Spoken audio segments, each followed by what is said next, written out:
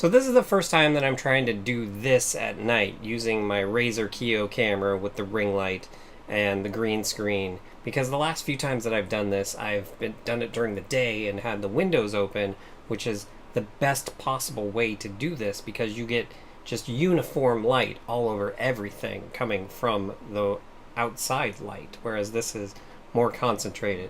And so I've been playing around with OBS Studio here and trying to figure out the best way to chroma key it. And I finally figured out what the trick is, and it's something I've heard people say countless times, but I just never thought to use it. So as you can see here, we have this background here of traveling down essentially a hell tunnel, a tunnel to hell, because it looks kind of like the effect in the Spawn movie when he's traveling down to hell. So that's kind of what this reminds me of. It's just a fire tunnel, an endless fire tunnel.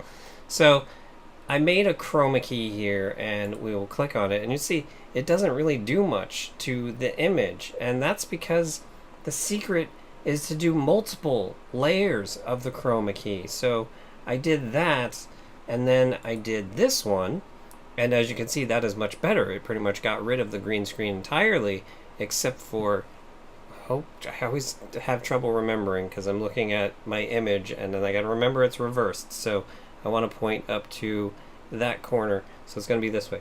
So as you can see up here, and even when I put my hand in the image, it just fills in more green around. And the reason that you saw the image, it was the square. So yeah, that's where the image ends, at those square edges. But if I do one more, now it's just completely gone because I have eliminated that color. And even if I put my hand up, you see it a little bit up there, and then probably a little bit up there if I do it, but overall that's really good. So that is the secret, to just make layers of color keys. In fact, let's see what happens if I get rid of a few of them. If I get rid of the first one, there's right here, you saw some of it, and then if I get rid of the second one, yeah, okay. So really it helped to build up to the third one as being the best one, but with all three, it works the best. Anyway, that was a lot to say for really something that has nothing to do with this video, but if you've seen my videos, that's generally how I do them. The intro part is kind of a non sequitur, just something I'm thinking about at that moment, and then we go into the video proper with whatever the subject for this week's video is. So let's go ahead and do that. Go ahead and roll the thing.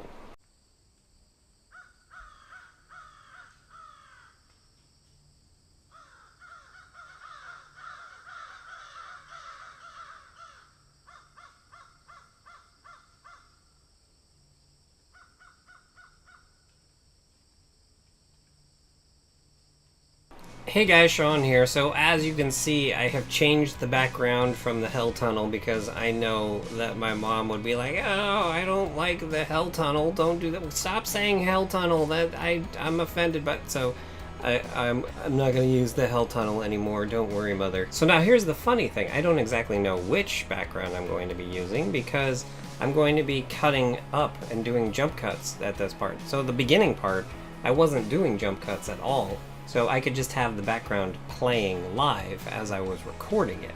But now that I'm going to be doing jump cuts and stuff, I have to have the background be green so that I can put whatever I want and then have the background not get jump cut while the video gets jump cut. Does that make any sense? It might not, but that's kind of what's going on here. So I don't know what the background is, but it's not going to be the hell tunnel anymore. Sorry. Unless I get comments below that was like, the hell tunnel, that was awesome, use that all the time. Then I probably will. This might be the most I've ever rambled before getting to the actual point of the video. So let's get to the point of the video. So as I've stated in I don't know how many videos at this point, at the beginning of this year, I became super obsessed with Critical Role.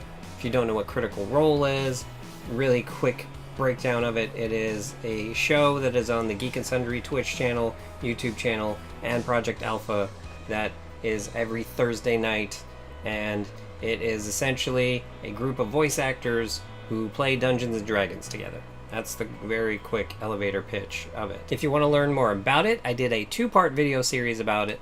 The first video being about the history of Dungeons and Dragons itself, as well as the history of Geek and Sundry, which is the channel that Critical Role is broadcast on. And then the second video I did was about the history of Critical Role and just all about that. The next thing I'm going to have to work on with this camera is the brightness, because wow, look at how bright my hand looks there.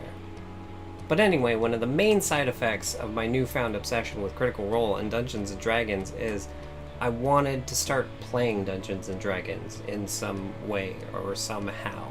So earlier this year at my work, a group of us started playing a tabletop role-playing game called Battle Stations every Wednesday night after work. Battle Stations is a tabletop RPG game much in the vein of Dungeons & Dragons, but it takes place in space on a spaceship, and you interact with other spaceships, and you can land at bases and do all sorts of stuff with that, but it's still a dice rolling, miniature based tabletop strategy RPG. So as we were coming to the end of the campaign that we were doing for that game, I was like, can we please play Dungeons & Dragons? Can we do Dungeons & Dragons next? I really want to do Dungeons & Dragons. So everyone finally agreed, all right, fine, we'll do Dungeons & Dragons. So it was agreed that essentially what we would do, since there were so many people in the group who had never played Dungeons & Dragons before, the guy who was the game master for Battle Stations, and he was the game master because it was his game, he had bought it and he had brought it and asked us to play it and all that, so that's why he was the game master.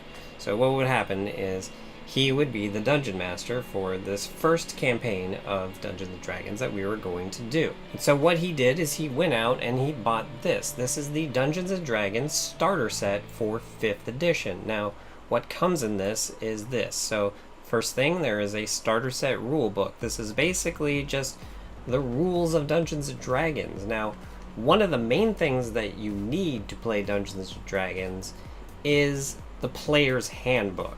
And that is like a book that's about this thick, and it has all the rules, all the classes you can play as, all of the spells you can use, all of the knowledge that you need to know. However, if you don't want to jump that far into the game yet and you just want to try it out, that's what this is designed for. It has all of the basic things you need to know in this starter set rule book. And then it also comes with 5 pre-made characters. So I'll show you what exactly that entails in just a second. So there's 5 character sheets that have 5 pre-made characters. There's a set of dice, so that you have all of the different type of dice that you need. It only comes with 1 set, so you would have to share the dice, but it's kind of the, this is the cheapest, most bare bones way to get into Dungeons & Dragons. And then there is this is the Lost Mines of Phandelver.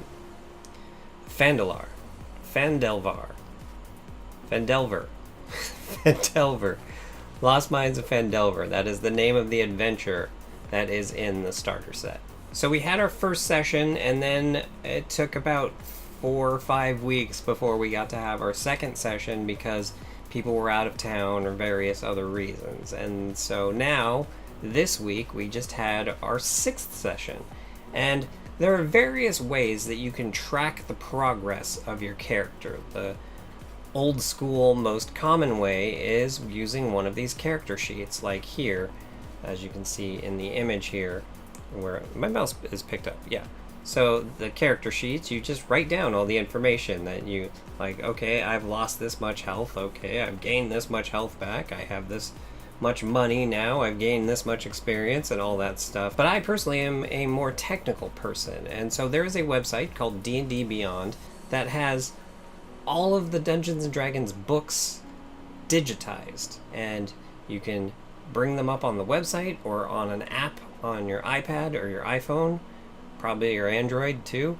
And so I signed up for that because that to me was the easiest way to track things. And you can also do digital character sheets. So let's take a look at my digital character sheet. I was just looking down to make sure that the secondary audio is recording. So here we have my secondary character sheet. And the first thing you see here at the top, this is the name of my character. Her name is Shelwyn. She is a female high elf wizard. And I'll explain why a little bit later. We are currently at level 3, and these are all of the attributes that my character has. So her strength is 10, her dexterity is 15, her constitution is 14, intelligence is 16, wisdom is 12, and her charisma is 8.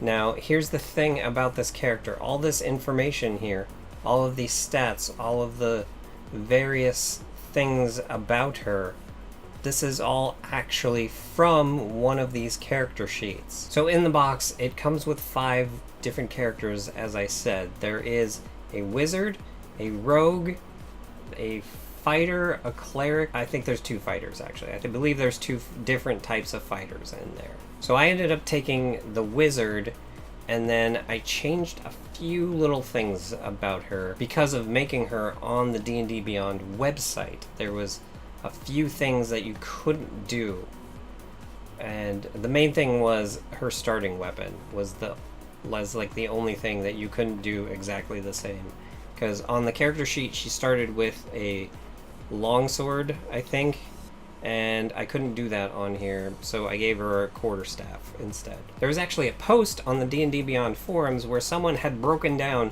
okay, if you want to make the characters from the starter set in D&D Beyond, here's how you do it. Select these things as you're going through the character creation process. So that was very helpful. So one of the interesting things about Dungeons & Dragons that is really highlighted by doing the starter set is, so when I started this, my character was essentially the same, exactly the same as every single person in the world who plays the starter set, because we all started with the same character sheet. We all had the same attributes, we all had the same health, we all had the same equipment, we all had the same spells, we all had the same money, we all had just everything was essentially exactly the same, except for, as I said, I had to change the weapon out. However, from that point on, everything changes because of the experiences that I have in our game as opposed to what they have in their game. And this is really boiled down to 2 major reasons why. And the first off is leveling. When I reached level 2, I got to choose 2 new spells. So let's go take a look here at the spells, and we can manage spells here. And we will look at my spell book. These are all the spells that my character has learned. And every time you level up, you get to choose 2 new spells. So I would have chosen 2 completely different spells than anyone else may have chosen. So that is one of the ways how my character has become completely different than someone else who might be playing the starter set. And the other way that my character has changed from other people's is by the hit points. So if we go into manage levels, I believe we'll have it here. So, and then manage HP. So as we see here, I have rolled 3d6 to determine what my current hit points are. And every time I level up, I roll 1 more die, and whatever I get on that, that increases my total hit points by that amount each level as I go. So I believe at 2nd level I rolled a 4, and then at 3rd level I rolled a 4, because I believe I started at 9. And now I'm at 17. So the way that other people may have rolled would completely change what they could have. They could have rolled a 1 both times, and so they'd be at 11 hit points, or they could have rolled a 6 both times, and they'd now be at 21 hit points. Oh, and then also, going back to spells really quickly, if wizards find spells in books, they can spend money and time learning the spells that they find in books as well. So that's another way that I can learn spells that other people might not have learned. So another thing that has made my character different than other people who started the starter set is with equipment that I have gotten. So I can see here that the bag of salt and bag of soot that I have here, that is not something that the character started with. So that is something that someone else playing as this pre-made character may not have. And then the main thing that I have here that others wouldn't potentially have is the Staff of Defense. Now, one of the very first major enemies that we fought had this really cool staff that has these abilities, and so when we defeated him, I took it and I was like, that is mine now. So it is a very awesome staff to have. It's almost pretty much guaranteed that I was supposed to get it, because it's the sort of thing where, like, it's an item that is designed to go to the wizard, because that's one of the things you'll notice in these pre-made campaigns, is that you'll come across items that are geared towards one specific member of the party, and in this case it was me. So I have a pretty strong feeling that a majority of people that play this set, if they end up defeating this specific boss, that the wizard in the group does end up taking the Staff of Defense. But you never really know how other people might do it. Like, the rogue in the group might take the staff and go sell it without telling anybody. And if you're playing faithful to the game, even though you're watching them do it, your character wouldn't necessarily know that they're doing it. So you have to sit there and be like, I really wanted that staff, but now I don't know that it existed. And so that's kind of the fun thing of Dungeons & Dragons, is you are role-playing. You are being this character. You are embodying this character. So you have to see everything through the eyes of this character. You can't really pay attention to things that are going on in the room because you don't necessarily know those things are going on. You might not be in the area when those things happen. So that's one of the fun things about it. Now, one other thing that I did change is that the background of the wizard character that's in the starter set is an acolyte, which means that they are, essentially they grew up in like a monastery, if you will, or a temple, worshipping one specific god, because that's one of the main themes of Dungeons & Dragons, is there's all sorts of different gods. And it said a specific god on the character sheet, but I kind of didn't see that. And so when you reach a certain level, you got to choose your faith. And so I chose Mystra, the goddess of magic.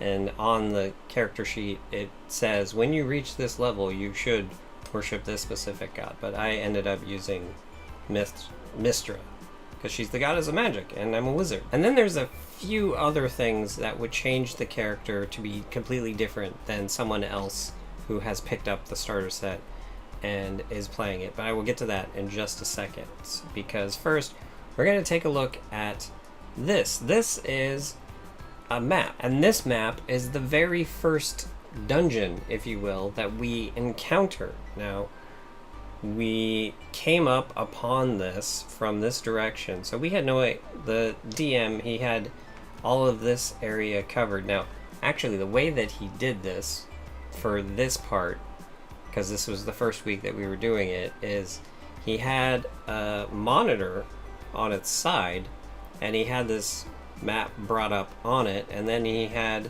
just all the areas blacked out using like Photoshop or whatever. And so we were using an actual monitor as our map. So what you're supposed to do is print out these maps, and then you get miniatures and you put them in all the little squares here. And that is essentially how you play the game. There would be enemies in each of these rooms, or there could be enemies in each of these rooms, and so then you fight the enemies when you get to the room, and each square equals 5 feet. So if you look back here, like, my walking speed is 30, so for each turn I can move 6 squares, because that's my speed. This is where all the magic happens, if you will. At least in my case, all the magic happens, since I am a wizard. And so you go in and you fight all the bosses, and you fight all their minions and all that stuff, and then you search for treasures and what have you, and then you go on to the next place in the map. So now, as long as we're talking about the map, we should talk about the miniatures that you use on the map. So let's go to this tab here. Now, this is a set of 7 technically miniatures that you can buy that represent the characters that are in the starter set, and then there is an extra one that is thrown in. So here we have the fighter here. This, I think, is a warlock, actually. And then this might be the other fighter, although it could be a ranger. And then here we have the wizard. Here is the rogue. And the rogue can go stealth, so they throw in an invisible rogue figure as well. So this represents the rogue going stealth. And then there is a cleric here. And so actually our DM, he got this set. And so this is the characters that everyone has been using. Now, we did have 6 players, so we did have one person who had Dungeons & Dragons experience who made his own character from scratch, and he's been using this one. But so I have been getting so into Dungeons & Dragons lately, as I've said many times, and so I didn't want to use this character. Now, this character is kind of the reason that I did end up making my character female, but I generally, if I make wizards or mages in fantasy type things like video games, if I make a wizard or a mage in a video game, I will always make them a red-headed female named Shelwyn. That's just what I've done since I've started playing video games where you can make wizard characters. It's just the thing that I do. If I were to make a ranger character, like this one supposedly is the bow and arrow type character, I would make a male elf and name him Selfin, because that's also what I always do in fantasy type games. And so since I knew I was getting into Dungeons & Dragons and there's all these various fancy special stuff that you can do, and I knew that down the line I would potentially play this character again in a different campaign, maybe with other people if I wanted to. I just kind of wanted to commemorate this big thing of, guess I'm finally playing Dungeons & Dragons and I'm really going to enjoy it. So I don't want to use this temporary character. I want to get an actual miniature that looks like my character. So now we will go to this other website, and this is Hero Forge. Now on this website you can go through all of these various things and change all these different things. You can change the genre of the character, so you can have a fantasy character, a western character, a sci-fi character, a modern character, or an East Asian character, and then you can choose the race and the sex of the character. So here's like human male, human female, and then there's large human female, large human male, and then there's elves, and there's dwarves and gnomes and demons and all sorts of different types of character types. And then you can customize their head, you can change their face and their expression and all these various things. You can change their body and what their measurements are and the clothes that they're wearing and the gear that they have and what the base that they're on looks like. And so I went through all this and I eventually made this miniature to represent essentially what I saw my character as. And this is where we get into the other aspect of what makes Dungeons & Dragons so interesting, and specifically the starter set, is this is how I picture the wizard that is in the set. Now this might not necessarily be how others would, but I see her as a female with green eyes and a medium size, and she is 5'7", 129 pounds. She's 102 years old. She has pale skin and red hair. All of this information I chose myself. Someone else, they might be like, 6'2", darker skinned male. That's like 250 pounds. Or that's part you can really change yourself. And then the other thing that everyone can change is how the character talks. Now, in the current campaign that we are doing, well, we're not doing voices because it's the first time for a lot of people playing, and so that's something that we haven't really gotten into yet. But that is something that you can do. If you wanted to, you could be like, well, my character speaks with a Scottish accent, so you would speak with a Scottish accent every single time that your character talks. And that is something that majority of people, when they play Dungeons & Dragons, that they do, is they will speak with accents, and they will speak as the character, and they will change their voice and all that. But we currently aren't doing that because we haven't reached that level yet. But most likely in the next campaign, I'm gonna try and get people to do that. So essentially, that's what you do, is you make the character, and then at the very end here, there are the various materials that you can get it printed in. And so there is plastic, there's premium plastic, which is a more durable plastic. You can get it in steel, you can get it in bronze, or you can get it digitally downloaded, and then you could 3D print it yourself if you had a 3D printer. And as you can see, when you click on these, they exponentially go up in price. So the plastic is $20 and the bronze is $100. So the other thing to remember about these characters is that, like, this one is literally like this tall when you get it. So that's what I did. I ended up getting it, and when you get it, it looks like this. And so one of the main things that people do is they paint them. Now, I don't have the stuff to paint things. Like, I don't have paints. I don't necessarily have the room to paint things, especially with a wild animal running around my apartment. Painting things just isn't feasible. Luckily, one of the former employees of my company, he absolutely loves painting miniatures, and the DM of our game, he is still really good friends with him. So I asked him, could you hit him up and see if he'd be willing to paint this for me? And so he set up an email between the two of us, and I was like, hey, would you mind doing it? And he's like, yeah, sure, absolutely, just give it to him, and then he'll give it to me, and I'll get it done. And he got it done in a day. And so I'll show you, I sent him 2 images. I sent him this image, and I was like, this is what I want the robe to look like. These are the color schemes. It was just a really crude thing that I drew out. I'm like, this is the color scheme that I want on the robe. And then for the face, I'm thinking like this. So the green eyes, and then the tiara matching the same color scheme as the robes, and then the red hair and the skin tone, kind of. And so I sent him those things, and then he got it that night, and about like at 9 o'clock that night, maybe 10 o'clock at night, he sent me this image, and he's like, so is this what you had in mind? And I was like, oh my god, I can't believe that you did that quickly. That is incredible. So yeah, this is the character. He painted the books, he painted the robe, he put these symbols on the robe. These are actually the symbols of Mistra, the goddess that my character worships. And he painted this fireball, and it's just so amazing, the job that he did on this.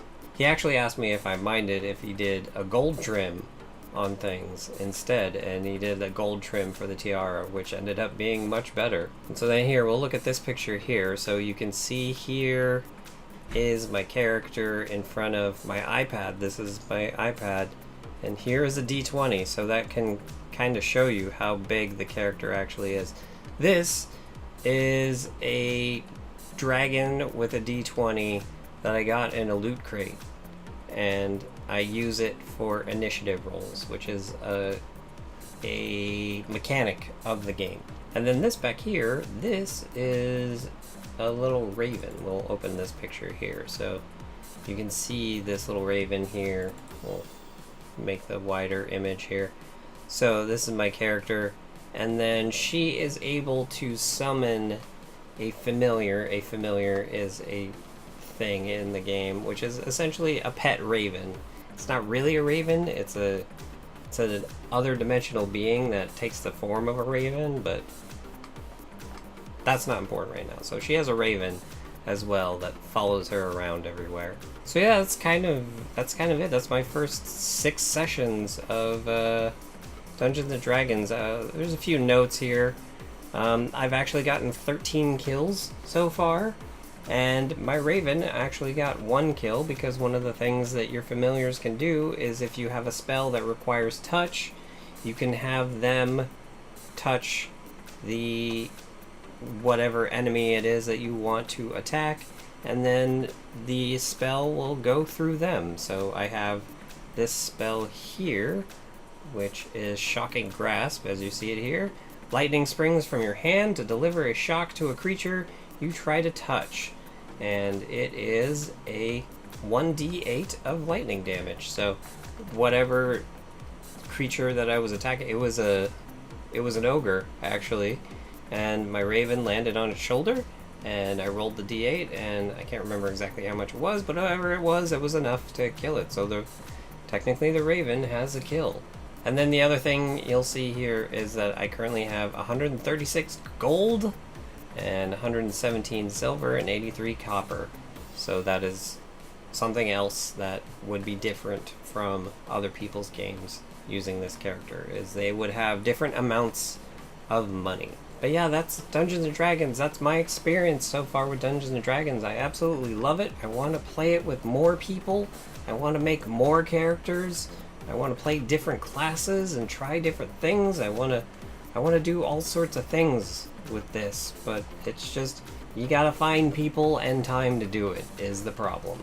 And one of the really cool things about the starter set is there's this podcast called My Brother and Me, which is hugely popular. It stars these 3 brothers, the McElroy brothers, and one of the episodes, they were like, one of them was like, let's start a Dungeons & Dragons campaign, and we'll bring our dad into it. So they all live in different parts of the country, so they do it over Skype, I believe, and one of them lives in the same town as the dad, so he goes to the dad's place, or the dad goes to his place.